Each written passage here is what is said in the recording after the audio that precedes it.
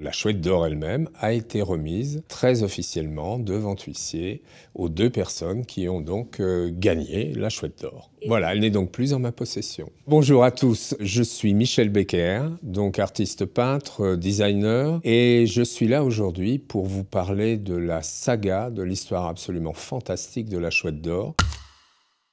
Alors pour moi, ça a commencé en 1992 en fait, parce que j'ai peint les 11 tableaux qui illustrent le livre. Et la chasse elle-même a démarré en 1993, dans la nuit du 23 au 24 avril, lorsque Max Valentin est allé enterrer un bronze qui ressemblait étrangement à celui-ci, et donc destiné à être trouvé par ceux qu'on appelle aujourd'hui les chouetteuses et les chouetteurs. Il y a 8 répliques en bronze qui sont numérotées de 1 à 8 en chiffres arabes et 4 répliques, dont celles-ci qui sont numérotées de 1 à 4 et qui constituent ce qu'on appelle les épreuves d'artistes. Donc il y a en tout 12 tirages en bronze, le tout premier, comme on le sait, ayant disparu. Dans le livre donc d'origine, chaque énigme comporte un texte, un titre, un texte et une image. Donc une reproduction d'un des tableaux que j'ai peints sur les directives, disons, de Max Valentin. Le texte des énigmes varie, il peut y avoir soit des rébus, soit des charades, soit des cryptages, chaque énigme ayant un peu son style. Le lien entre tous ces textes est qu'ils sont extrêmement recherchés au niveau du vocabulaire, ce qui a conduit beaucoup de gens à chercher des choses parfois très complexes, alors qu'en réalité le jeu est assez simple, comme on va bientôt le voir. Alors, le moyen d'échanger à l'origine, effectivement, avec Max Valentin, c'était le Minitel. C'était bien un serveur Minitel. Et donc, les chouetteurs de l'époque se connectaient sur Minitel pour échanger avec Max, qui leur répondait. Je crois qu'il a répondu à plus de 180 000 questions, quelque chose comme ça. Le Minitel s'est arrêté donc en 2001. Je pense qu'il y a toujours eu quelques échanges à travers certains forums entre Max Valentin et les chouetteurs. Et puis, lors du décès de Max Valentin, donc en 2009, tous les échanges se sont arrêtés. Et à titre personnel, ne détenant pas encore les solutions, il m'était impossible d'échanger évidemment avec les joueurs. Et donc pendant 13 ans, il ne s'est rien passé. Les joueurs ont échangé entre eux sur des forums. Alors ça a conduit à des élaborations de solutions plus ou moins affirmées, à des clans pro ceci ou anti cela. Ça a évidemment provoqué beaucoup de choses. 13 ans, c'est très long. Et lorsque j'ai moi repris le jeu en main, en ayant donc cette fois les solutions, en 2021, là, j'ai utilisé un serveur Discord, un peu par hasard, parce que je n'étais pas un virtuose de Discord. Et on s'est aperçu effectivement à travers ce serveur que les échanges vocaux, puis les rencontres physiques qu'on a organisées entre chouetteuses et chouetteurs, ont conduit à une communauté beaucoup plus conviviale, beaucoup plus soudée aussi sans doute, qui perdure aujourd'hui. Max Valentin est effectivement décédé 16 ans jour pour jour, après l'enfouissement de la première contre-marque. Alors le décès de Max a eu un effet parfois paradoxal. Les gens ont continué à s'intéresser à la chouette d'or, d'autant plus que la disparition de l'auteur des énigmes rajoutait encore un peu de mystère et commençait à construire un peu le mythe du personnage. Donc pendant 13 ans, ce sont les blogs, les quelques forums de participants qui ont contribué à faire perdurer en fait l'histoire et qui ont permis aux participants d'échanger entre eux, mais d'échanger sans avoir de meneur de jeu, sans avoir de certitude aucune. Certains se sont forgés des certitudes et ont fait œuvre de prosélytisme en essayant de convaincre un maximum de gens à leur théorie. On a toutes les énigmes. Quand on relie les 10 villes, ça donne une forme, et c'est un petit peu la forme caractéristique du rocher. Mais donc le jeu a fonctionné sur lui-même. Curieusement, j'ai la sensation que ça n'a en rien atténué l'intérêt qu'il avait pour les joueurs. Et en plus, je considère que ça a contribué à amplifier le mythe de la chouette d'or. Il y a 3 points pour avoir la flèche, d'accord? On a Cherbourg, on a Bourges et on a Golfe-Juan.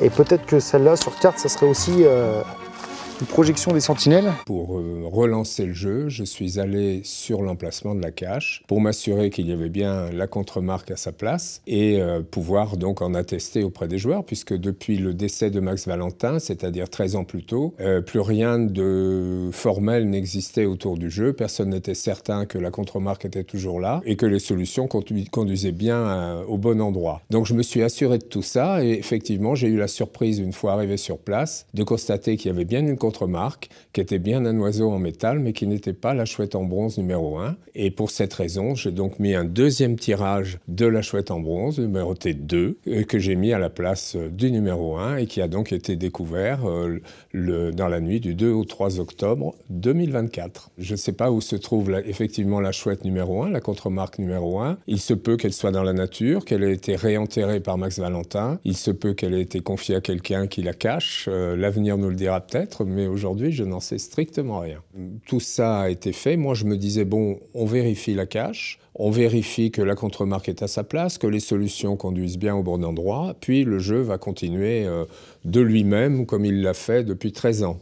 Je ne m'attendais pas du tout à ce qui s'est passé ensuite. Lorsque j'ai ouvert le serveur Discord, c'était juste pour échanger un peu avec les chouetteuses et chouetteurs, leur expliquer que bon, le jeu repartait, qu'ils pouvaient y aller tranquille, que tout était en ordre. À ma grande surprise, j'ai commencé à recevoir des messages privés, j'ai commencé à intervenir vocalement sur le Discord pour discuter simplement avec eux. Puis on est passé de 100 à 1000, de 1000 à 2000, on est allé jusqu'à 6000 et aujourd'hui 11 000 membres sur le Discord. Et finalement, les échanges que je ne pensais être que rapides et simplement destinés à clarifier la situation, se sont très vite avérés comme importants pour les participants au jeu. Et je suis devenu un peu malgré moi ce qu'on a coutume d'appeler aujourd'hui le maître du jeu, qui me paraît un bien grand mot. Mais en tout cas, j'ai échangé avec tout le monde pour essayer de clarifier les choses, de donner des informations précises et surtout de canaliser les recherches dans une direction qui soit compatible avec ce qu'était le jeu au départ. Alors la durée prévue initialement pour l'achat, c'était de 3 ans. C'était la durée dont il avait été convenu.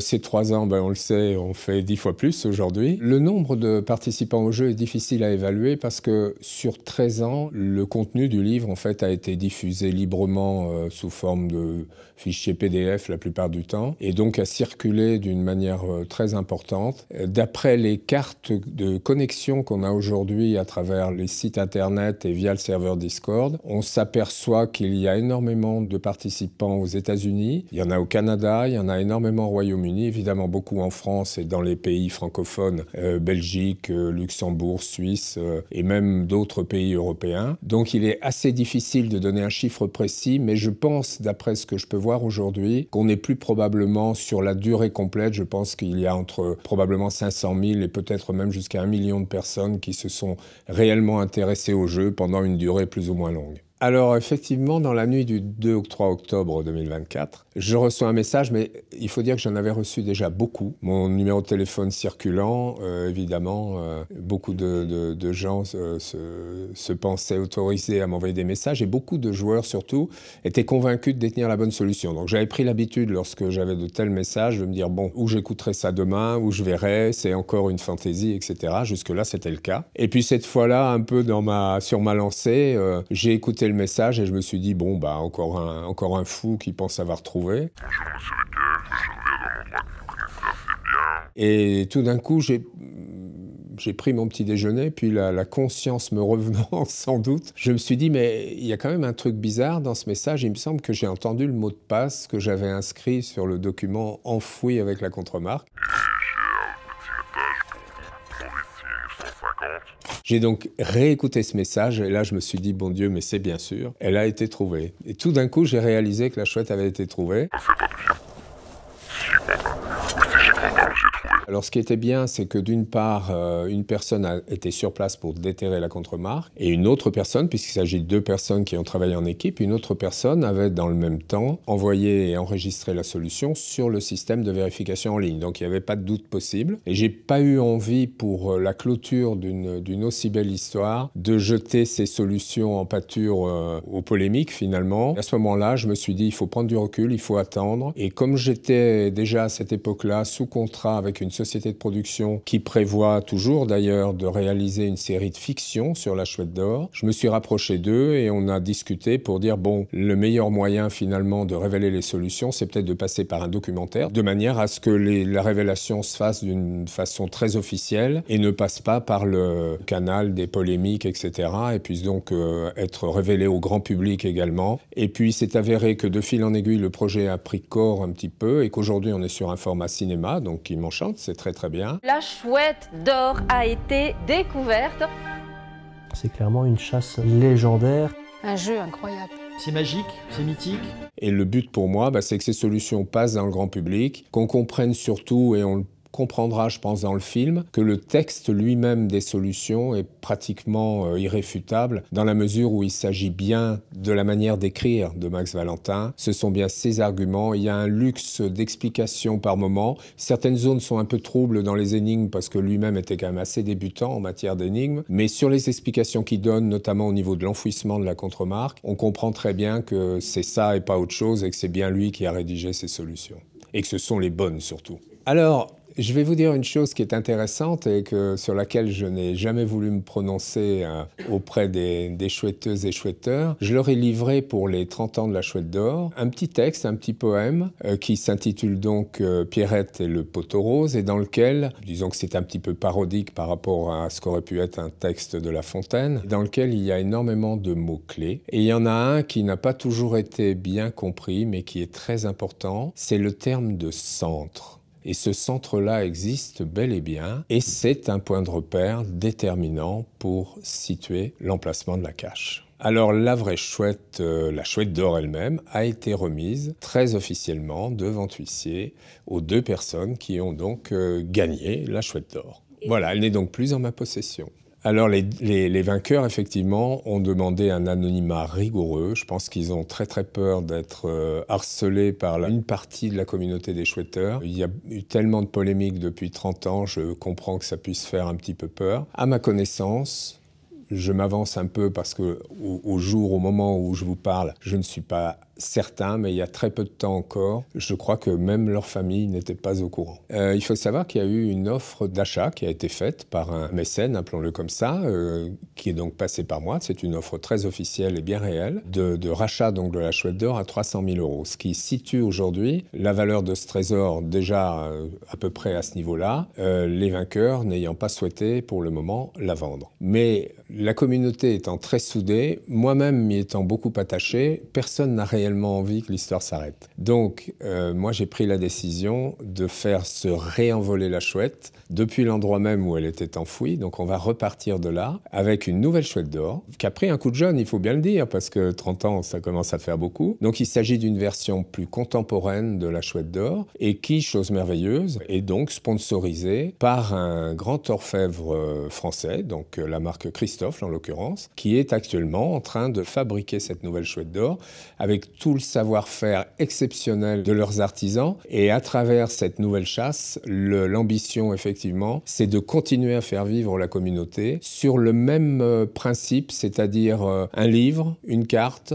Là, il y aura des puzzles un petit peu et garder cet ADN de la Chouette d'Or où les gens, tous les participants, qu'ils participent depuis quelques années ou depuis plus de 30 ans, ont acquis une culture phénoménale sur beaucoup de choses à force de se lancer dans des recherches. Et c'est vraiment la démarche qu'on maintient sur la nouvelle Chouette d'Or qui va entraîner les participants dans une aventure autour du monde avec des découvertes, à mon avis, passionnantes. On sera là effectivement sur une chasse internationale. Le livre qui va sortir donc en fin d'année sur cette suite en fait de la Chouette d'Or s'appelle toujours Sur la trace de la Chouette d'Or, mais va sortir donc en langue française et en langue anglaise. Ma première ambition, c'était de vraiment donner la parole aux chouetteuses et aux chouetteurs tels que je les connais moi sur le Discord, c'est-à-dire des gens qui ont beaucoup de choses à raconter. Ils m'ont envoyé des dizaines de milliers de messages privés où ils me racontent des choses extraordinaires qui montrent bien à quel point cette histoire de Chouette d'Or s'est intégrée dans leur vie privée, dans leur vie familiale. Et donc le film là qui va sortir respecte totalement cette ligne